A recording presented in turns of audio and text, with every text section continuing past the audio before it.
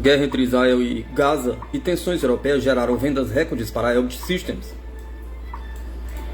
A Elbit Systems de Israel divulgou suas demonstrações financeiras para o segundo trimestre de 2025 na quarta-feira, apresentando receitas e lucro recordes. A empresa de defesa pública arrecadou 1,97 bilhão no segundo trimestre deste ano, totalizando 3,86 bilhões no primeiro trimestre. Seu lucro líquido GAAP foi de 125,7 milhões no segundo trimestre, 233,4 milhões nos primeiros 6 meses de 2025. A maior parte das vendas da Elbit foi para Israel, que representou 34% de sua receita no segundo trimestre e 33,1% no primeiro semestre do ano. Atrás de Israel, a Europa representou 27% e 26,4% dos totais de segundo trimestre e semestre da Elbit Systems, respectivamente, enquanto a América do Norte foi responsável por 21,9% das vendas no segundo trimestre e 20,6% no primeiro semestre de 2025. Os setores que responderam pela maior parte da receita da Elbit Systems foram guerra terrestre, que contribuiu com 583,1 milhões no segundo trimestre de 2025 e 1,14 bilhão no primeiro semestre do ano, seguido pelo setor aeroespacial, que arrecadou 536,8 milhões no segundo trimestre e 1,04 bilhão no primeiro semestre de 2025. As receitas aeroespaciais da empresa aumentaram principalmente devido ao aumento das vendas de munição guiada de precisão em Israel e na região Indo-Pacífico, bem como nas vendas da Elbit Systems na Europa, anunciou a empresa. Enquanto isso, as receitas C4I e cibernéticas da Elbit aumentaram devido às vendas de sistema de rádio, sistema de comando e controle em Israel e na Europa. As receitas de ISTA e EW aumentaram por meio das vendas dos sistemas eletroópticos em Israel e de sistema de guerra eletrônica na Europa, e os lucros em terra aumentaram devido ao aumento nas vendas de munição. A receita da Elbit Systems of America também aumentou após um aumento nas vendas dos sistemas marítimos de combate. A carteira de pedidos da empresa em 30 de junho de 2025 totalizava 23,8 bilhões, aproximadamente 68% desse valor são atribuíveis a pedidos de fora de Israel. A Elbit Systems afirmou que cerca de 46% de seus pedidos estão programados para serem executados durante o restante de 2025 e 2026. Suas demonstrações financeiras foram publicadas logo após a empresa anunciar um acordo para vender uma variedade de sistemas de defesa para um país europeu não revelado por aproximadamente 1,65 bilhão. O total marca o segundo maior acordo da história da empresa, depois dos contratos de 1,7 bilhão com a Força Aérea Grega para modernizar a escola de aviação da empresa. O acordo mais recente com o país europeu, ainda sem nome definido, tem duração prevista de 5 anos. A empresa israelense declarou em seu anúncio que fornecerá sistema de ataque e inteligência como parte do contrato. O primeiro grupo inclui sistemas de artilharia e foguetes de ataque de precisão de longo alcance e um amplo espectro de sistemas de reconhecimento não tripulado e de combate aéreo de espera, desde alcances operacionais até táticos, incluindo drones operados especialmente, afirmou o comunicado.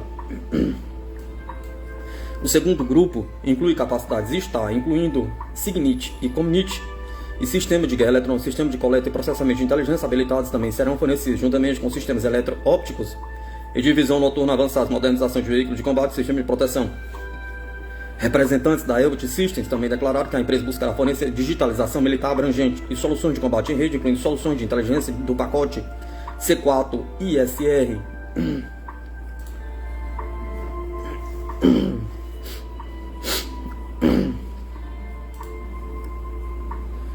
Polônia concede acordo de modernização de 3,8 bilhões para F-16 aos Estados Unidos. Em uma tentativa de modernizar a frota de aeronaves de combate do país, o Ministério da Defesa Nacional polonês assinou um acordo com os Estados Unidos para atualizar seus 48 caças F-16 CD Block 52+, para padrão F-16V. O contrato, que será executado pela Lockheed Martin como contratante principal em cooperação com a indústria de defesa da Polônia, tem um valor líquido de cerca de 3,8 bilhões de dólares. A modernização de meia-vida da aeronave será implementada predominantemente na fábrica de aviação militar no segundo. Número 2, uma fábrica operada pelo Grupo de Defesa Estatal Polonês PGZ. Segundo o plano, os caças revisados devem retornar ao serviço entre 2030 e 2038, informou o Ministério em um comunicado. Há mais de 20 anos, nosso antecessor selecionou uma aeronave para substituir equipamentos pós-soviéticos que tínhamos na Força Aérea Polonesa. Escolhemos o F-16, disse Władysław Kozyniak, vice-primeiro-ministro e ministro da Defesa Nacional da Polônia. A cerimônia oficial de assinatura em 13 de agosto. Pelo menos 20 anos seguintes, os F-16 protegerão os céus da Polônia, participarão de missões estrangeiras, incluindo policiamento aéreo nos estados bálticos, que foram enviados onde quer que nossos aliados precisem deles. Ao mesmo tempo, as capacidades atuais da frota polonesa de F-16 são insuficientes para lidar com as ameaças que o país enfrenta, disse Władysław, em referência à invasão russa em andamento na vizinha Ucrânia.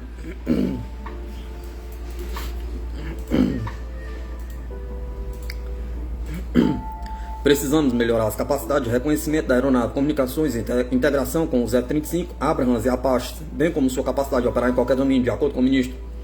Desde o ataque da Rússia contra a Ucrânia em fevereiro de 2022, a Polônia fez uma série de grandes encomendas de equipamentos militares de empresas americanas, incluindo a compra em agosto passado de 96 helicópteros de ataque Boeing 64 Apache, em um acordo avaliado em cerca de 10 bilhões de dólares, e o contrato de abril de 2022 para adquirir 250 tanques Abrams por cerca de 4,75 bilhões, entre outros. Com os gastos de defesa do país previstos para atingir cerca de 4,7% do seu produto interno bruto neste ano, vai galou com um orçamento recorde 186,6 bilhões para as Forças Armadas em 2025. Thomas Smura, diretor do programa e membro do Conselho Administrativo da Fundação Casimir Pulaski, sediada em Varsóvia, disse que, por mais de 3 décadas, manter relações próximas com os Estados Unidos foi uma característica permanente da política externa da Polônia sob todos os governos. Ao mesmo tempo, juntamente com o desenvolvimento das capacidades de indústria e defesa polonesa, as autoridades locais estão cada vez mais interessadas em transferência de tecnologia e know para as fábricas do país, disse ele.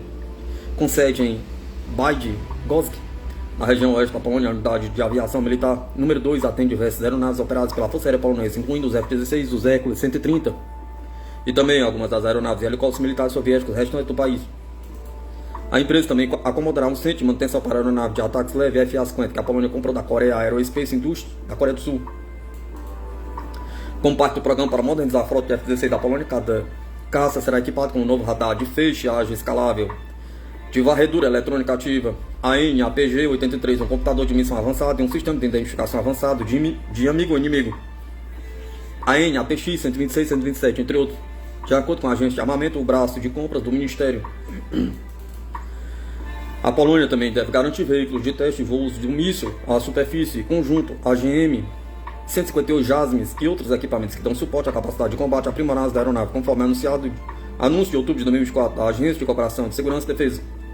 O mais recente desenvolvimento ocorre enquanto o Ministério polonês pondera planos para expandir ainda mais as capacidades das aeronaves de combate modernas da Força Aérea, que atualmente são garantidas pelos F-16 FA-50 e serão reforçados por 32 caças F-35A Lightning II que o país encomendou em 2020. A previsão é que os primeiros F-35 sejam entregues à Polônia em 2026, tornando o país o primeiro usuário do caça na Europa Oriental, com a República Tcheca e a Romênia seguindo o exemplo. Enquanto isso, Varsóvia está atualmente analisando se deve encomendar 2 esquadrões adicionais de caça para as Forças Armadas do país.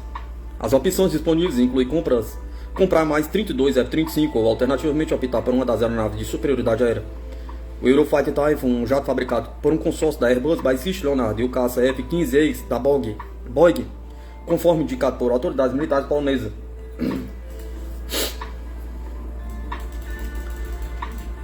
Militares chineses querem atingir rede de sensores submarinos dos Estados Unidos. Análise.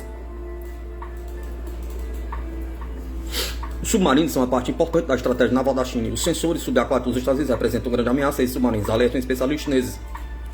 Assim, alguns oficiais da Marinha do Exército da China defendem uma tentativa sistemática de destruir a rede de sensores submarinos dos Estados Unidos em tempos de guerra. Isso inclui destruir, sabotar ou falsificar microfones subaquáticos usando uma variedade de contramedidas, desde drones submarinos até a enorme frota de navios de pesca comercial da China. Especialistas chineses acreditam que o sistema de vigilância submarina dos Estados Unidos sofre uma série de vulnerabilidades amplificadas pela enorme escala do campo de batalha do Pacífico Ocidental, escreveu Ray Martinson, professor do Instituto de Estudos Marítimos da China, da Escola de Guerra Naval dos Estados Unidos, em um ensaio para o Centro de Segurança Marítima Internacional. Se um número suficiente de nós for degradado, o sistema como um todo poderá perder sua funcionalidade. Ironicamente, as visões americanas e chinesas sobre o equilíbrio de poder submarino parecem imagens espelhadas. Os Estados Unidos e seus aliados no Pacífico estão preocupados com a crescente frota de submarinos da China, que o Pentágono prevê que chegará a 65 unidades este ano e 80 até 2035. A China já pode mobilizar 6 submarinos balísticos nucleares e 6 submarinos de ataque nuclear, além de um grande número de submarinos convencionais armados com mísseis antinavio, incluindo 21 embarcações avançadas de diesel elétrico da classe Yuyan. Por sua vez, a China se preocupa com o esforço intensivo de guerra anti-submarino dos Estados Unidos, já tenha deixado os submarinos chineses muito vulneráveis.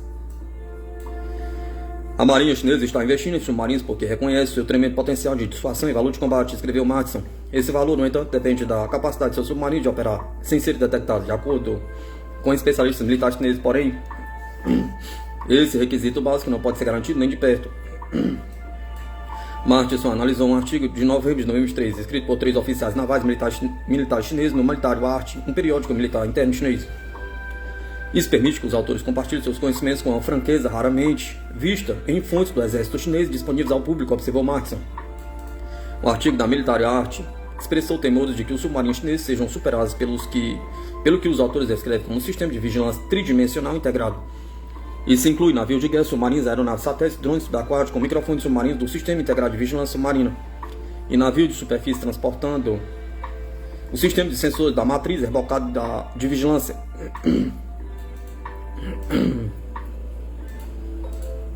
Onde os Estados Unidos veem uma armada submarina chinesa, a China vê uma tentativa americana de alcançar a transparência unilateral sobre as ondas.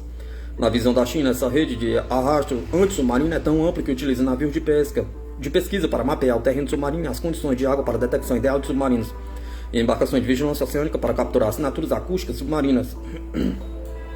Durante a Guerra Fria, os Estados Unidos e seus aliados criaram pontos de estrangulamento como o GAP, Groenlândia, Islândia, Inglaterra ou Gilk, através dos quais submarinos soviéticos teriam passado por uma série de navios anti-submarinos, aviões e sensores submarinos para alcançar o Atlântico Norte.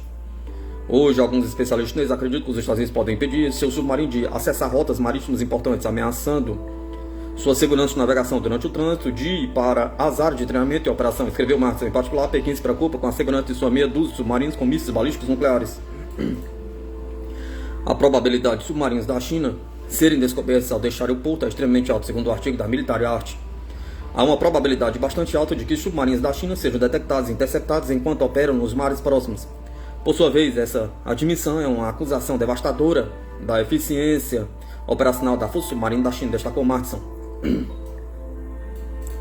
Uma questão é se esses oficiais chineses estão exagerando a destreza da ASW dos Estados Unidos, talvez na tentativa de garantir mais recursos ou pressionar por uma política marítima mais agressiva. No entanto, Brian Clark, pesquisador do think tank Hudson Institute, ex-oficial de submarinos da Marinha dos Estados Unidos, acredita que a avaliação geral deles é realista.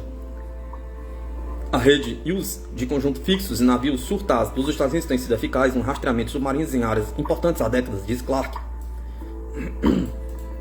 De qualquer forma, algum tipo de resposta chinesa ao enorme programa de submarinos dos Estados Unidos era inevitável. Nos últimos anos, a China tem dedicado grande atenção à perturbação do sistema nervoso das Forças Armadas dos Estados Unidos.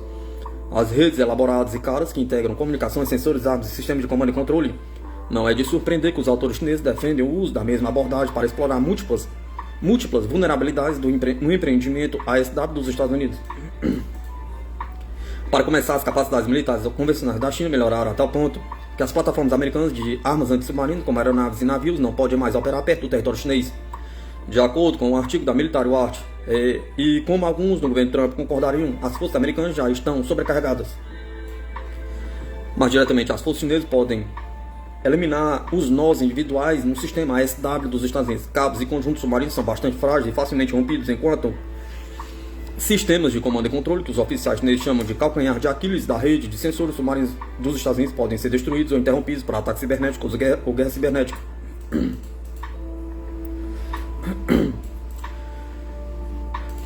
Para eliminar o ASW americano no Pacífico, especialistas chineses pedem um esforço intensivo que exigirá planejamento e recursos de longo prazo. No nível da estratégia nacional, a China precisa combinar medidas defensivas e contramedidas, mas deve dar maior ênfase às contramedidas, explicou Matson.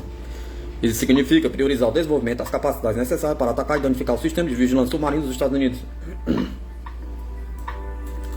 Essas novas capacidades incluiriam tecnologia para localizar sensores e drones submarinos ocultos, utilizando detecção acústica, magnética, óptica e eletrônica, bem como a inteligência artificial. Os autores também defendem o desenvolvimento de veículos subaquáticos não tripulados para destruir conjuntos de sensores dos Estados Unidos. Clark questiona a facilidade com que a China poderia interromper a rede ASW dos Estados Unidos. A Marinha da China poderia facilmente atacar navios surtados destacados no início de um conflito e talvez atacar pequenos veículos ou conjuntos fixos que apoiam o uso, disse ele. A operação, no entanto, desviaria forças de outras missões e poderia levar um tempo considerável. Encontrar pequenos itens na coluna de água perto do fundo do mar é difícil, acrescentou Clark. A operação também manteria as forças submarinas do exército da China dentro do primeiro arquipélago, quando seriam melhor utilizadas fora dele durante o conflito. No entanto, O ASW dos Estados Unidos tem vulnerabilidades que a China pode explorar. A Marinha da China pode se sair melhor, sobrecarregando a US, simplesmente montando um grande destacamento de submarinos antes de um conflito de esclargue. As forças americanas não seriam capazes de atacar os submarinos do exército da China e não haveria submarinos e DDGs contra-torpedeiros americanos suficientes para rastrear todos os submarinos do exército da China em destacamento. Em última análise, ainda não se sabe se a liderança civil e militar da China atenderá às recomendações de sua marinha. Ainda assim, o fato de estarem sendo discutidos por especialistas sérios significa que a marinha da China pode estar considerando-as, alertou Marx, e portanto os líderes da marinha dos Estados Unidos também devem levá-los a sério.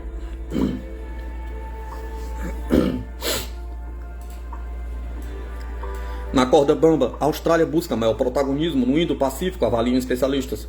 Analistas declararam que a diplomacia australiana é ambígua. Apesar do alinhamento militar e ideológico ao Ocidente, Canberra vive uma intensa conexão comercial com o Oriente, em especial com a China. O primeiro-ministro da Austrália, Anthony Albanese, passou cerca de uma semana na China durante o mês de julho, em uma tentativa de aproximar as duas nações. Essa foi a segunda visita do premier a Pequim desde 2023, após um hiato de 7 anos sem viagem de uma alta autoridade australiana ao território chinês. De acordo com o governo de Canberra, o encontro foi uma tentativa de estreitar laços econômicos. Atualmente, a China é sua maior parceira, representando 25% das negociações bilaterais australianas. Por lá, Albanese também buscou promover o turismo no país.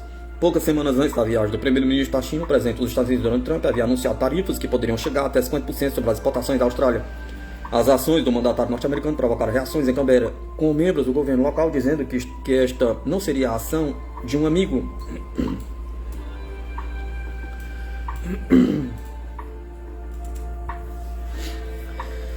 Especialistas explicaram que a Austrália vive atualmente na corda bamba, ao mesmo tempo em que a nação é dependente militarmente do Ocidente, em especial dos Estados Unidos e da Inglaterra. Tem economicamente os principais parceiros no Oriente, com destaque para a China e Japão. Taina Fernandes, pesquisadora do Núcleo de Avaliação da Conjuntura e doutorando da Escola de Guerra Naval, explica que Canberra, aos poucos, tenta implementar uma postura política mais neutra na região do Pacífico.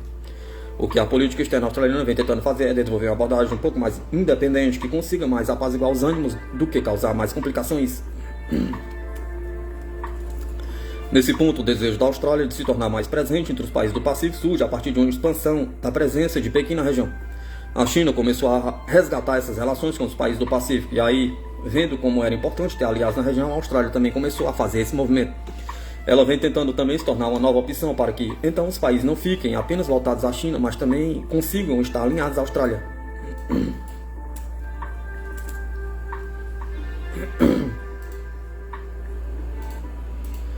Assim como Fernandes, o jornalista brasileiro radicado na Austrália, Fernando D'Angelo, compara essa relação do governo de Canberra com a China e Estados Unidos como andar no fio da navalha. Enquanto ideologicamente a população se volta para os conceitos ocidentais, é preciso viver o Oriente para se manter forte enquanto economia.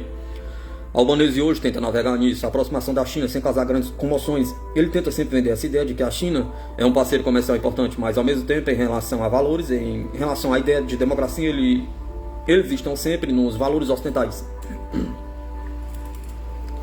Com ideias neoliberais enraizadas na população, D'Angelo acredita que o tarifaço de Trump não foi visto com bons olhos pelos australianos, uma vez que não há entendimento nacional de que todos os países devem ser completamente abertos para negociar. Quando, de repente, um país amigo coloca um tarifaço, pega muito mal. Os setores envolvidos que se deram muito mal foram a agricultura e a mineração, mas eles fizeram algumas exceções, assim como teve no Brasil. Em setembro de 2021, a Austrália, Estados Unidos e Inglaterra anunciaram um acordo militar chamado AUKUS. A iniciativa prevê a venda de submarinos movidos a energia nuclear a um custo de 239 bilhões de dólares a ser pago ao longo dos próximos 30 anos pelo povo australiano. Além do valor, o prazo de entrega gera discussões entre especialistas, uma vez que os submarinos só devem começar a ser entregues por americanos e ingleses em meados da próxima década. Outro questionamento é que a tecnologia até lá poderá ter se tornado obsoleta, levando a um grande prejuízo aos cofres da Austrália. A criação do AUKUS teve um pretexto de discurso, a promoção de um Indo-Pacífico livre e aberto, mas nas entrelinhas o grande ponto era estabelecer uma força de dissuasão na área, tendo a China como principal opositora. Na visão de Fernandes, Pequim não vê Canberra como um rival.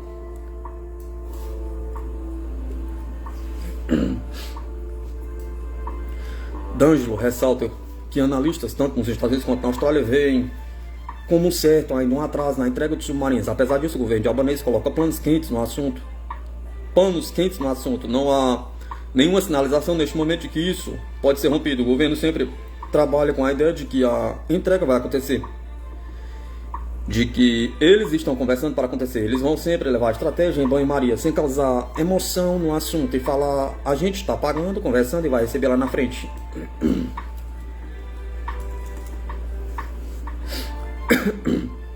Há uma ofensiva das potências globais sobre as reservas de petróleo e gás do Brasil, avalia analista.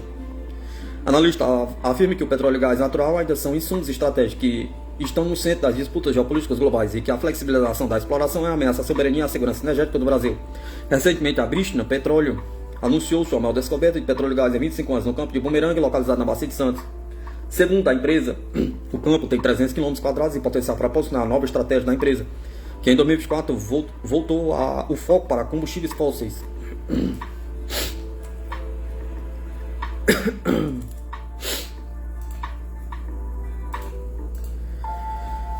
Um mês antes da descoberta, em junho, a Comissão de Serviços de Infraestrutura do Senado aprovou o projeto de lei 3.178/2019, que muda a legislação sobre a exploração e produção de petróleo, gás natural e outros hidrocarbonetos fluidos em áreas do pré-sal e áreas estratégicas, permitindo a licitação com concessões nos blocos em que esse regime for mais vantajoso para o Brasil, além de instituir a disputa em igualdade.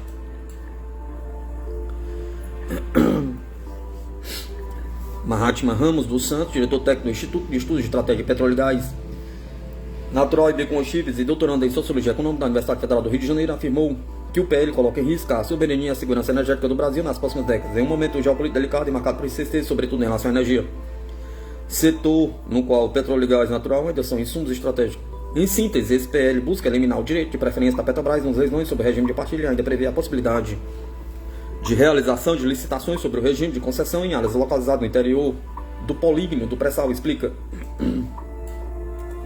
Ele afirma que o projeto soma-se a uma série de iniciativas de flexibilização que vem ocorrendo, pelo menos desde 2016, e cita como exemplo a Lei 13.365, aprovada em novembro desse ano, que promoveu a primeira modificação do regime de partilha, eliminando a obrigatoriedade de participação mínima de 30% da Petrobras nos contratos. Então foi já um projeto de lei que foi implementado imediatamente depois do golpe de Estado sob a presidente Dilma Rousseff, que reforça que há sim uma ofensiva da indústria petrolífera e de grandes potências globais em relação ao controle brasileiro sobre as suas reservas de petróleo e gás. Para Santos, não procede a justificativa dada por defensores do projeto de lei de que o modelo atual prioriza o pagamento de dividendos a acionistas, fazendo com que o lucro advindo da exploração não seja revertido para a educação. Ele aponta que a definição de parâmetros de pagamento ou dividendos para acionistas não é determinado pela regulamentação do regime de partilha. Ele é determinado pela política, pelo plano de negócio da companhia, ou seja, pela estrutura de governança interna. Então, se o Congresso está mais preocupado com o volume de mega dividendos que têm sido distribuídos, por exemplo, pela Petrobras nos últimos anos, não é através da mudança da regulamentação do regime de partilha que ele vai conseguir isso. Ele acrescenta que, na verdade, ao propor um desmonte do modelo regulatório do regime de partilha, o PL contribui para uma remuneração ainda menor da União e dos entes federativos, reduz o controle social sobre a intensidade e velocidade de exploração de petróleo e gás e também enfraquece o financiamento do Fundo Social do Pré-sal, que tem sido um dos grandes objetivos, o financiamento da educação e saúde no Brasil, prioritariamente, que é para onde boa parte dos recursos desse fundo originalmente foi desenhada.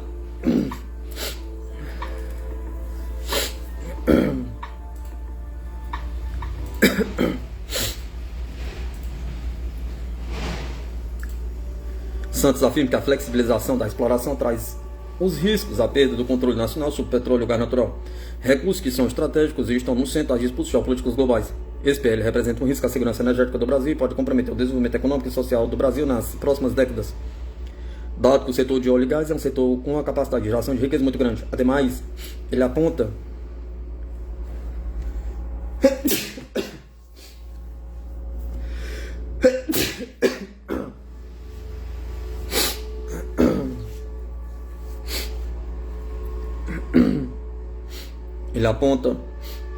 que um maior controle estatal e social sobre o recurso pode transformar a renda petrolífera em um instrumento e, por consequência, a própria Petrobras em um instrumento de financiamento da descarbonização da nossa matriz e da nossa transição energética.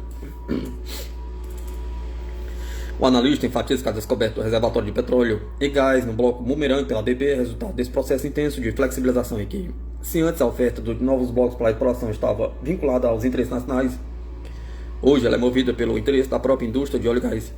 Então, o que mobiliza a velocidade e a frequência desses leilões não é mais o interesse nacional e soberania nacional, e sim os interesses, normalmente, de curto prazo, de geração de riqueza e valor do setor privado.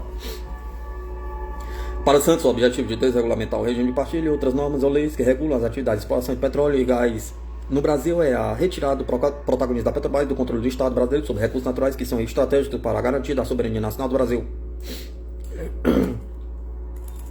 Ou seja, o que nós vivemos hoje é um cenário de intensa ofensiva à estrutura, à governança e os instrumentos estatais do setor de óleo e gás no Brasil, dado que o Brasil e suas reservas de petróleo são vistas tanto pela indústria nacional de óleo e gás, quanto pelas grandes potências globais como um ativo estratégico nas disputas geopolíticas.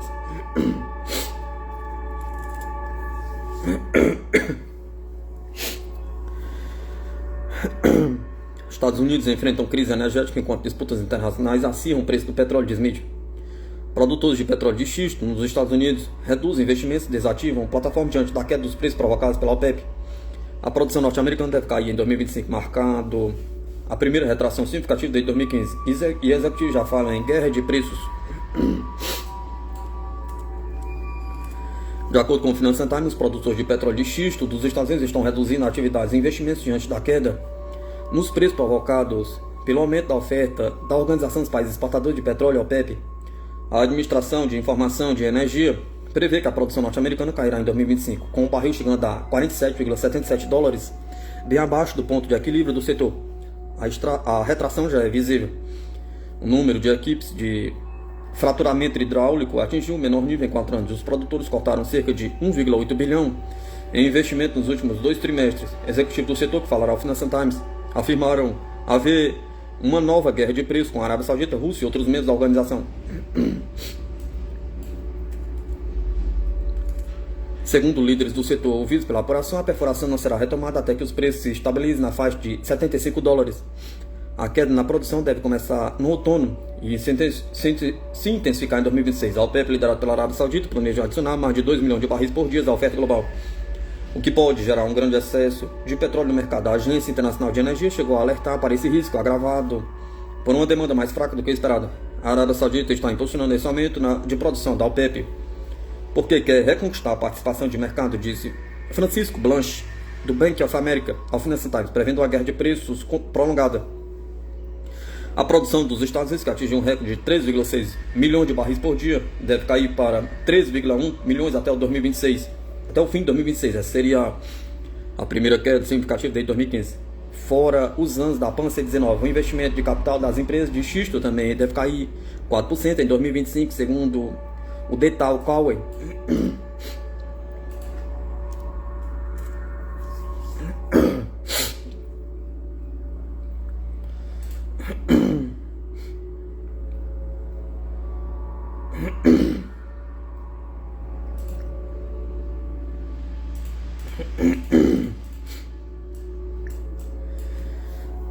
Tecnologias militares de parceiros do BRICS que podem elevar a capacidade do Brasil.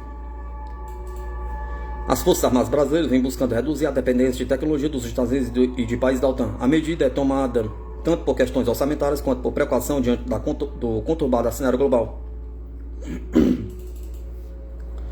Atualmente, a maior aposta é estreitar laços militares com os parceiros do BRICS. A Sputnik Brasil preparou uma lista dos principais armamentos de países originários do grupo que podem reforçar a capacidade das Forças Armadas do Brasil. China. A aproximação militar com a China já rendeu ao Brasil parceria num programa de satélites sino-brasileiro de recursos terrestres. Além disso, Pequim já ofereceu ao Brasil blindado de guerra VT-4, o veículo de combate de infantaria VN-20, obuseiros autopropulsados capazes de usar munições de padrão da OTAN, com alcance de até 54 km, e caças Chengdu J-10, que podem servir de alternativa ao modelo sueco Gripen. A Rússia já se mostrou pronta para fornecer equipamentos militares a países parceiros na América Latina, além de convidar aliados para exercícios militares conjuntos. Apesar da cooperação militar entre os países ser aprovada pela OTAN, nos últimos anos a Rússia já ofereceu ao Brasil equipamentos bélicos como os helicópteros de combate Mi-171A3, hidroaviões BE-103, caça Sukhoi Su-35, helicópteros de combate Mi-35M. Índia. Brasil e Índia vêm estreitando a cooperação militar e a expectativa é de que essa tendência ganhe novo impulso em outubro, após a visita do ministro da Defesa José Múcio ao país para negociar a venda do C-390 Millennium, produzido pela Embraer, e a compra do sistema de mísseis Akash, produzidos pela Organização de Pesquisa e Desenvolvimento de Defesa da Índia. Há ainda plano para ampliar a cooperação naval entre os países por meio de programas como o Scorpion Club, baseado em treinamentos conjuntos de submarinos da classe Scorpion. África do Sul. A Força de Defesa Nacional da África do Sul conta com uma variedade de equipamentos belos de qualidade produzidos localmente.